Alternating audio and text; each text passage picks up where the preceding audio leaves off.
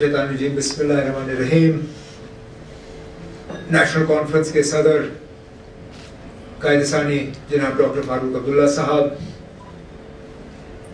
मेरे एडवाइज़र जनाब नासिर असलम वानी साहब, तंजीम के हमारे एडिशनल जनरल सेक्रेटरी जनाब कमर अली आखुन साहब, मेंबर पार्लियामेंट जनाब हाजी हनीफा जान साहब, हमारे CEC, EC, काउंसलर हजरात, नेशनल कॉन्फ्रेंस के हमारे वुमेन्स विंग और तंजीम के यहाँ बाकी सीनियर साथी हजरात, नेशनल कॉन्फ्रेंस के हमारे ट्रेजरर जनाब शमी ओबरॉय साहब, आप सबको मेरी तरफ से अस्सलाम वालेकुम जूले। आज आप सबको यहाँ पे श्रीनगर में देख के एक तरफ से बहुत खुशी महसूस होती है, दूसरी तरफ से बहुत अफसोस भी होता है। खुशी इस बात का कि इन 5 सालों में भी हमारा ये करीबी रिश्ता ये लोग तोड़ नहीं पाए। बेशक हमारे 2 हिस्से जरूर किए, लेकिन ये खानदान नेशनल कॉन्फ्रेंस का, इस खानदान को ये तोड़ नहीं पाए, इस खानदान को ये अलग नहीं पाए। लेकिन अफसोस इस बात का कि हमारी इस खुशी में जितना हम आपको शामिल करना चाहते थे नहीं कर सकते हैं, क्योंकि एडमिनिस्ट्रेटिवली, चलिए दिल का रिश्ता ये तोड़ नहीं सकते, शायद सियासी रिश्ता भी ये तोड़ नहीं पाए, लेकिन जो एडमिनिस्ट्रेटिवली हमारा रिश्ता था, जहां आप जम्मू कश्मीर के हिस्से में थे, उसको तो कम से कम ये नुकसान कर पाए। नहीं तो इस नेशनल कॉन्फ्रेंस की कामयाबी में करगिल की भी कामयाबी होती। जब हम सेक्रेटेरिएट में मिलते हैं इन दिनों, जब कैबिनेट की मीटिंग होती है, जब हम लेजिस्लेटिव पार्टी की मीटिंग करते हैं और मैं दाएं बाएं अपने साथियों की तरफ देखता हूं, तो मुझे बार बार इस बात का एहसास होता है कि आप करगिल के साथ ही हमारे साथ बैठे नहीं हैं, और ये आपकी मंजूरी के बिना हुआ। अगर आपकी मंजूरी के साथ हुआ होता तो बात कुछ और होती, लेकिन जैसे कहा हनीफा साहब ने, CEC साहब ने,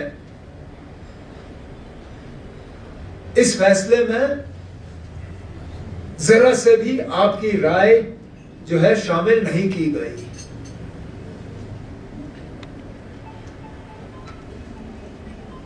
आज असेंबली के जरिए कोशिश की गई कि कम से कम यहां से एक ऐसी आवाज जाए जिससे कि दुनिया को पता चले कि जो हमारे साथ हुआ था 2019 में, वो हमारी राय हासिल किए बिना हुआ था। उस फैसले में हमें शामिल नहीं किया गया था, और हालांकि असेंबली में आपका कोई नुमाइंदा था नहीं,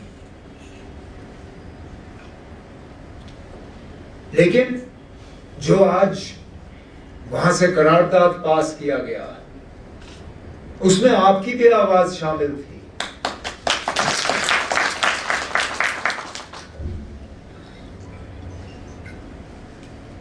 अब आगे जाके अल्लाह ताला का क्या करना होगा कौन कह सकता है, क्योंकि अल्लाह ताला का जो मर्जी होती है ना, वो हमें कभी कभी समझ नहीं आता। अब देखें, दोनों यहां बैठे हैं, हाजी हनीफा जान साहब काउंसिल का इलेक्शन लड़ने निकले, नहीं जीत पाए। उस वक्त हनीफा साहब को लगा होगा कि मेरा अब रहा क्या, मैं काउंसिल नहीं जीत सका, आगे जाके क्या करूंगा। इनको क्या पता था कि अल्लाह ताला ने इनके लिए कुछ और रखा था। इनको पता ही नहीं था। तो वहां से पार्लियामेंट का इलेक्शन हुआ, सबकी मर्जी से ये उम्मीदवार बने, आराम से जीते। अब ये पूरे लद्दाख की नुमाइंदगी जो है उस बड़े ऐवान में करेंगे। मैं पार्लियामेंट का इलेक्शन लड़ने निकला था, नहीं जीता, और हारने के बाद मुझे समझ नहीं आया कि मैं अब करूंगा क्या। मैं पार्लियामेंट नहीं जीत सका तो आगे जाके क्या करूंगा। मुझे क्या पता था कि अल्लाह ताला ने मेरे लिए चंद महीने के बाद जम्मू कश्मीर के वजीर आला की जिम्मेदारी रखी थी। तो इसी तरह जो 2019 में हुआ, हालांकि अभी हमें उसमें बेहतरी कोई नजर नहीं आती आपके लिए, लेकिन आगे जाके इसका क्या हल अल्लाह ताला ने रखा होगा, इसका कहां से इलाज होगा, वो फिलहाल हमें पता नहीं है, लेकिन कहीं ना कहीं से तो हो ही जाएगा।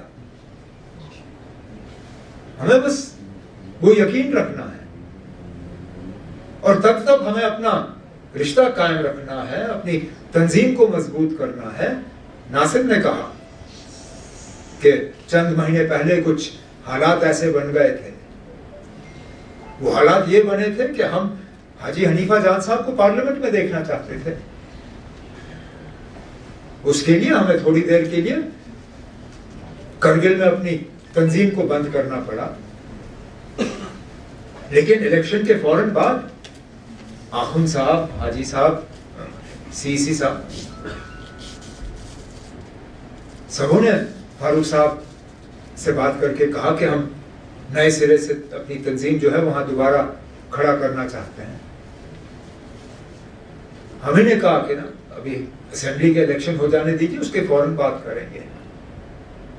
और चलिए इलेक्शन हो गए। जैसे नासिर ने भी आपको कहा कि फारूक साहब ने चिट्ठी के जरिए वहां पे जो हमारी तंजीमी जो हमारा ढांचा था उसको दोबारा कायम किया, और फिलहाल हमारे हनीफा जान साहब डिस्ट्रिक्ट प्रेसिडेंट के तौर पे काम करेंगे। और जैसे नासिर ने कहा, इनकी जिम्मेदारी और कमर साहब की जिम्मेदारी बनती है कि वो करगिल से आगे लेह में भी नेशनल कॉन्फ्रेंस का ढांचा जो है वो कायम करें।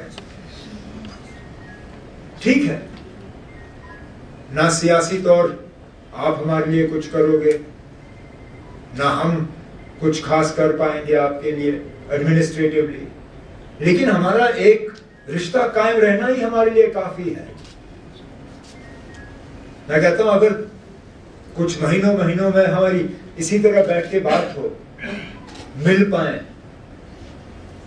अपना दुख दर्द जो है आपस में हम शेयर करें, आप हमारी खुशी में शामिल हो, हम आपकी खुशियों में शामिल हो, कहीं पे हमें दर्द हो तो आप उसमें शामिल हो, अगर आपको हो तो हम आपके साथ हमदर्दी करने पहुंचे। तो इससे ज्यादा हमें क्या चाहिए। ये तो आपका बड़ापन है कि इतना दूर आप आए यहां मुबारक करने। मेरे पास अल्फाज नहीं है जिनका इस्तेमाल करके मैं आपका शुक्रिया करूं कि आप यहाँ पर आए। मैंने तो नासिर से कहा था, जब नासिर ने मुझे कहा कि करगिल के हमारे साथी आना चाहते हैं, मैं कहता मैं ये तकलीफ क्यों करें, मैं ही वहां जाता हूं।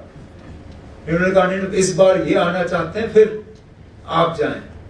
तो अब जैसे नासिर ने कहा, साथियों से मशवरा करके कोशिश करेंगे कि रास्ता बंद होने से पहले हम वहां पे आए, ताकि कम से कम ग्राम से आप सब साथियों के साथ मिल बैठ के देखें कि आगे जाके हमने क्या करना है, जिससे कि तंजीम जो है और ज्यादा मजबूत हो।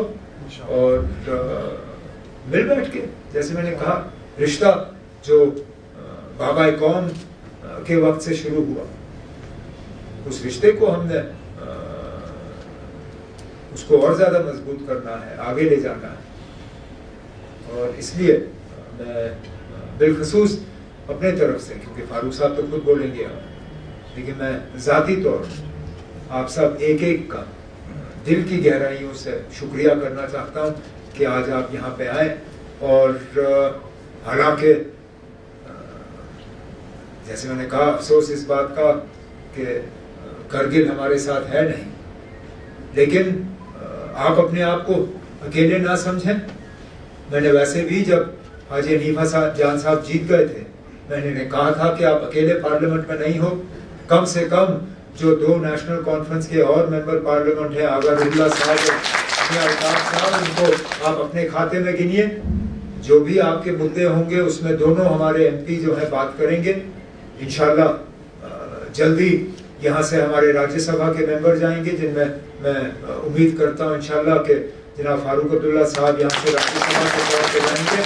मैं आपको यकीन दिलाता हूँ कि जितने भी आपके इश्यूज हैं, आप सिर्फ हमें बताइए, उसके बाद पार्लियामेंट में, राज्यसभा में उनको उठाना और उनका इलाज करवाना वो हमारी जिम्मेदारी है, वो हम कर लेंगे। बाकी यहाँ इस हुकूमत की तरफ से भी हम आपके लिए बात कर सकते हैं। बेशक फाइलों पे हम दस्तखत नहीं कर सकते, लेकिन हमारी जबान पे ताले नहीं लगे हैं। जहाँ आपके मुद्दे होंगे, जहाँ आपके मसले होंगे, जहाँ आपको लगेगा कि आपके साथ नाइंसाफ़ी हो रही है या आपको आपका हक नहीं मिल रहा है, वहाँ हम आपकी आवाज़ बन के जहाँ जहाँ तक हम पहुँचा पाएंगे, आप यकीन माने कि हम आपके लिए लड़ेंगे, झगड़ेंगे, और जितना हम आपके लिए कर सकेंगे हम उसमें कोई कमी जो है बाकी नहीं रखेंगे। तो एक बार फिर आपका शुक्रिया करते हुए मैं माइक अब जनाब फारूक अब्दुल्ला साहब के हवाले करता हूँ। एक ऑफिशियल शक्ल देने के लिए अच्छा ये रहेगा, क्योंकि आप यहाँ पे हैं, मैं नासिर से कह दूंगा हम प्रोग्राम अभी देख के सेक्रेटेरिएट में जल्दी से एक मीटिंग फिक्स कर लेते हैं। तो क्यों ना जुमा वो अच्छा रहेगा सर, जब भी होगा ना सर। हाँ, इवन आज बीएड का सर, हमारे पास बीएड कॉलेज भी है। सर एक सबमिशन है।